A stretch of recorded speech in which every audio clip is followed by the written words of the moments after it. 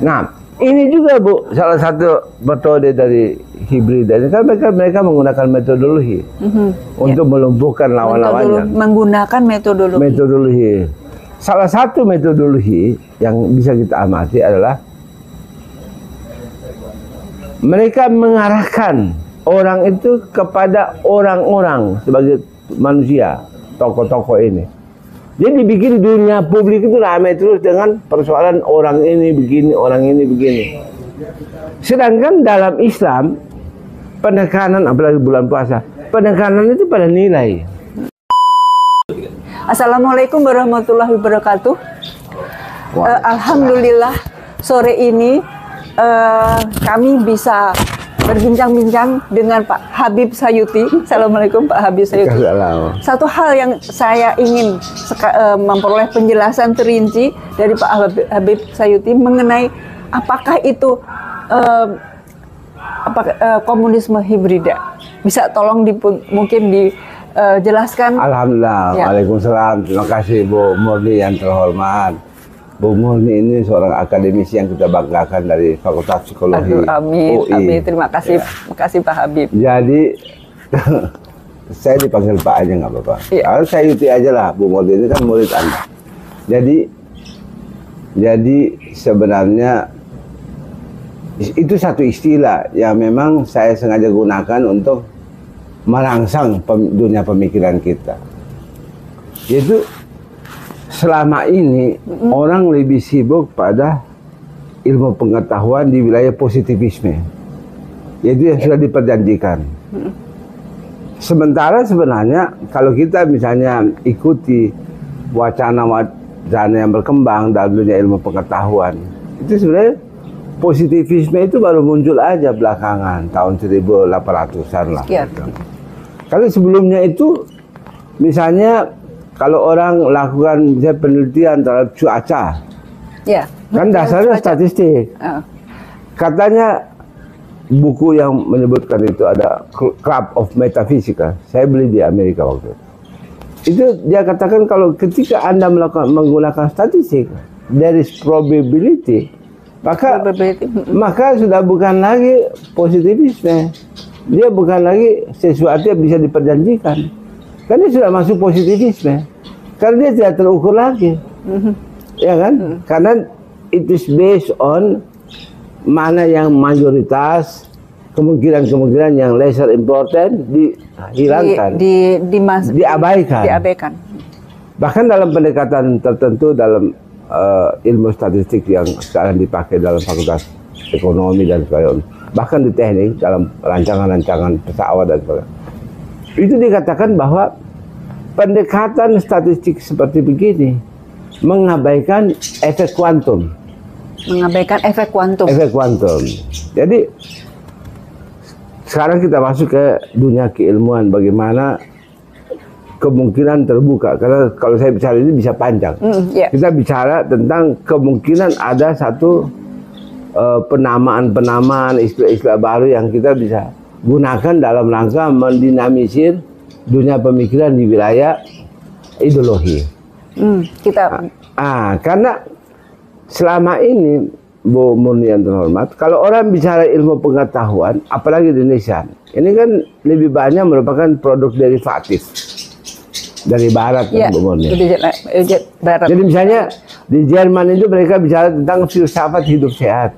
Kalau kita di sini hanya bicara tentang bagaimana takaran formulanya untuk hidup sehat, bukan sumber asal usulnya. Padahal sebenarnya kita kalau bicara ilmu terbuka ruang untuk kita masuk di dunia lebih tinggi.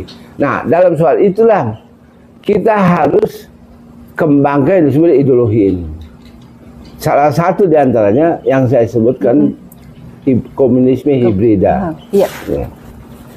Tapi sengaja istilah hibrida digunakan. Sebenarnya itu hari-hari juga, misalnya mobil hibrida, ada bensin sama gas bisa dipakai, bisa juga dengan yang lain-lain, kan bisa hibrid, bisa campur. Itu maksudnya begitu, di hibrid. Kelapa hibrida. Jadi sebenarnya itu kehidupan hari-hari.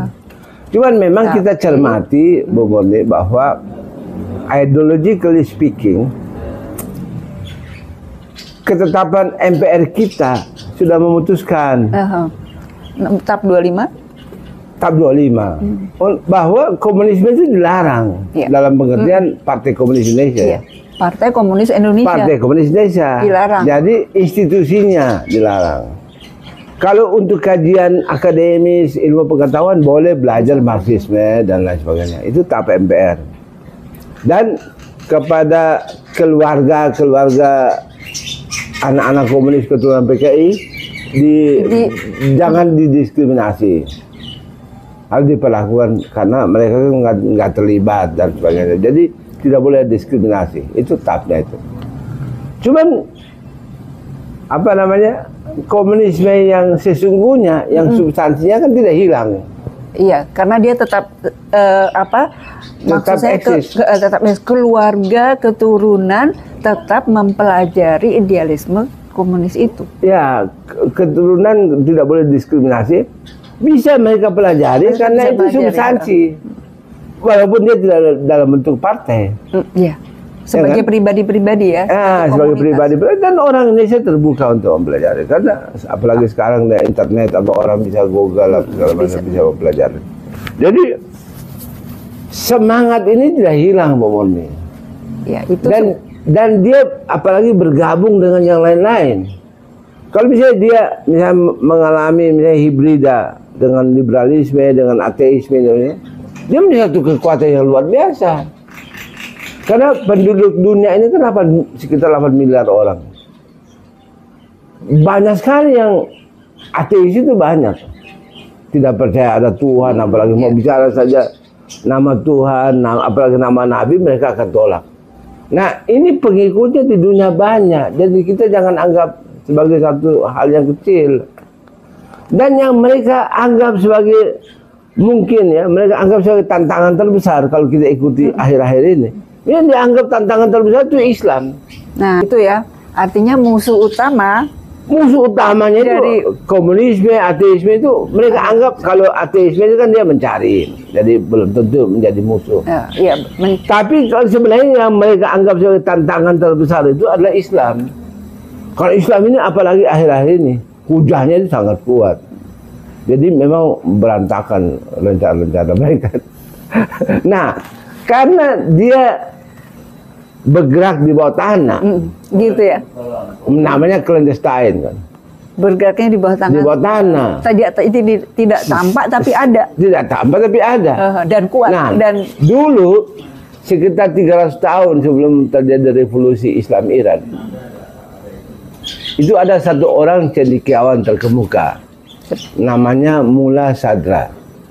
Dia menuliskan karyanya berjudul Hikmah Muta'aliyah tentang yang disebut dengan substantial motion. Substantial motion. Yaitu gerak substansial. Gerak itu dia tidak punya bentuk, tapi ada. Tapi ada dan kuat. Terus menerus. Diturunkan dari generasi ke generasi. Bisa saja terjadi. Semua orang punya potensi gerak substansial itu. Jadi kalau dalam tradisi kita, terutama orang-orang kebatinan Jawa gitu kan, itu kan dia tidak ngomong, tapi dia punya energi luar biasa yang bisa menghadirkan sesuatu. Nah, kita melihat pilihan yang tersedia buat gerakan yang dilarang ini adalah pilihan ini, tidak ada lagi pilihan lain buat mereka. Gerak substansial ini. Nah, dia harus bersembunyi karena tidak boleh bisa diakses. Tapi dia harus punya denyut yang bisa kemana-mana, bisa melahirkan ini, melahirkan itu. Kan nggak nampak. Tidak nampak, tetapi dampaknya ada. Iya, karena yang saya bilang itu bahwa dia menghibrid. Ketika dia nggak nampak, dia pakai kapitalisme untuk kumpulin uang, untuk pemerasan. Jadi orang bilang, itu kan kapitalisme. Padahal sebenarnya dia ini yang tersembunyi ini. Dan ada sekitar minimal, Bu Murni, sekitar 3 miliar orang loh di dunia. Luar biasa. Iya, negara tertentu sudah 1, sekian miliar. Jadi jumlahnya nggak kecil ini.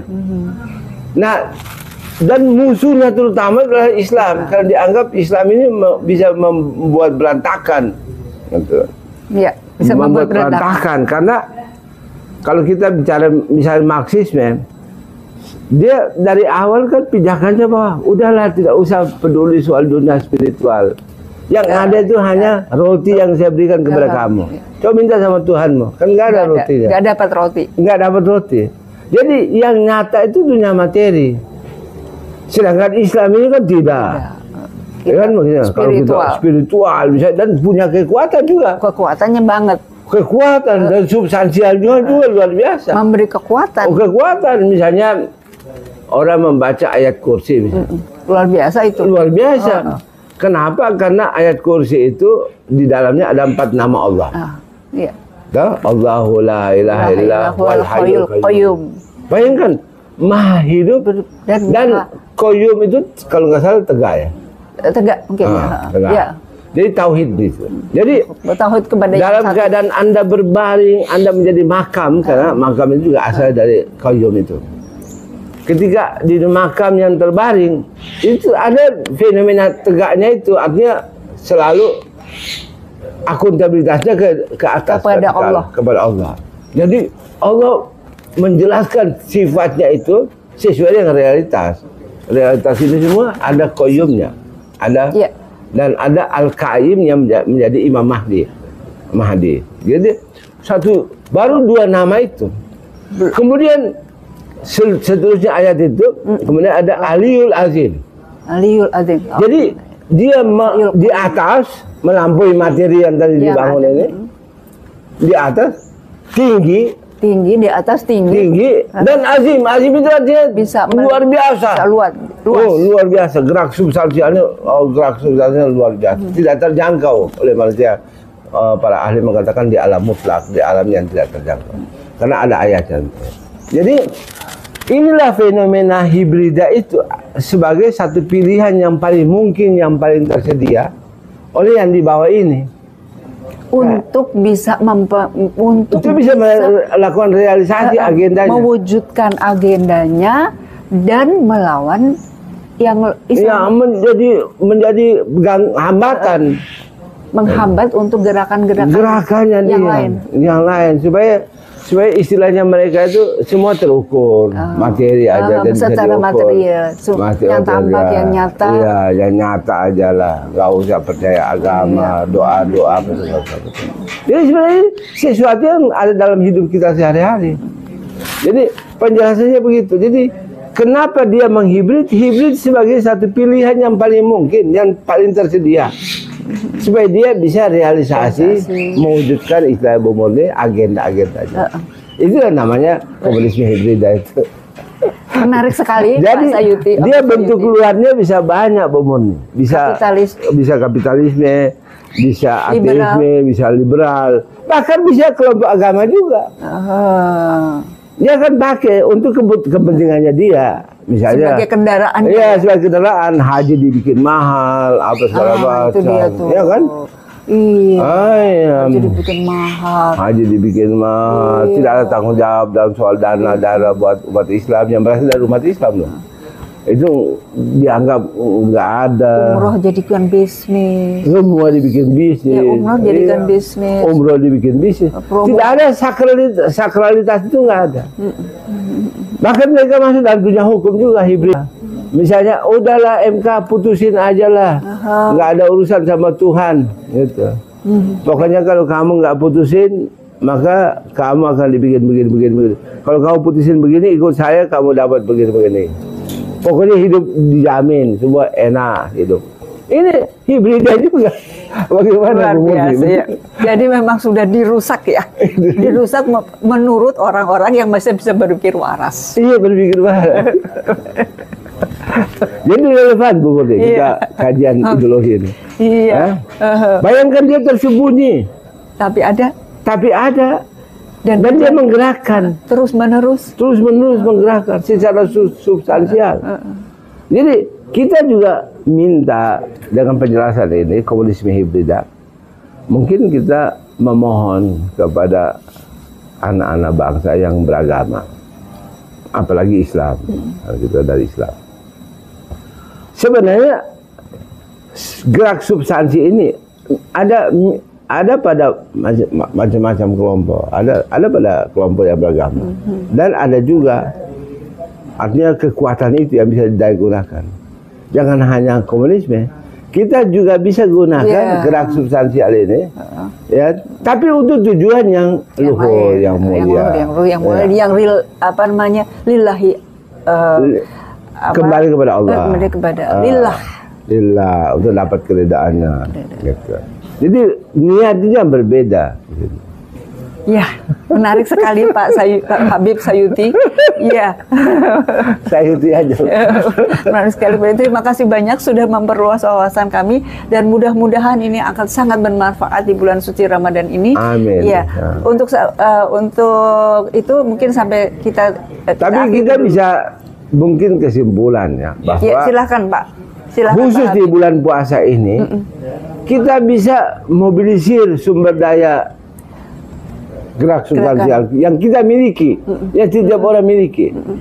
Tidak usah banyak ngomong, tidak usah ini hentikan, apalagi hal-hal yang remeh-temeh gitu dipersoalkan gitu kan.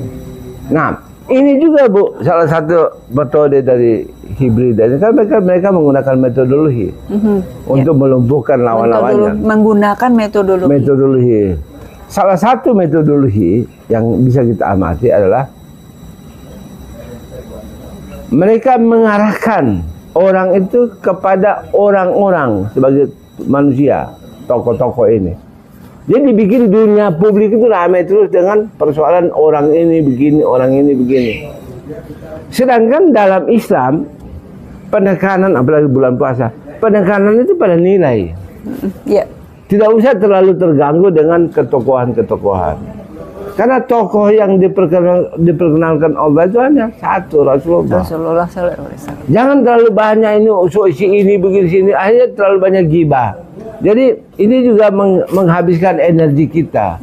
Dalam soal metodologi kita bisa lemah dalam soal ini. Jadi hendaklah di bulan puasa ini kita kurangi urusan-urusan yang nggak penting. Ya, tokoh yang penting dirujuk dalam rangka untuk kebangkitan. Tapi jangan terlalu banyak gesekan-gesekan yang menghabiskan energi. Jangan terlalu kagum-kagum, juga biasa-biasa aja.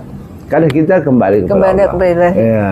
Kepada Allah Subhanahu. Bagaimana, Bu Moni? Ya. Terima kasih Pak Habib Sayuti sudah memperluas kami di bulan Ramadan ini. Ya, insya Allah nanti kita bisa lanjutkan. Penjelasan yang sangat bermanfaat. Insya Allah dilanjutkan lagi pada kesempatan yang lain. Ya, saya rasa kita bisa akhiri pertemuan ini. Terima kasih banyak Pak. Terima kasih Bu Moni. Assalamualaikum warahmatullahi wabarakatuh.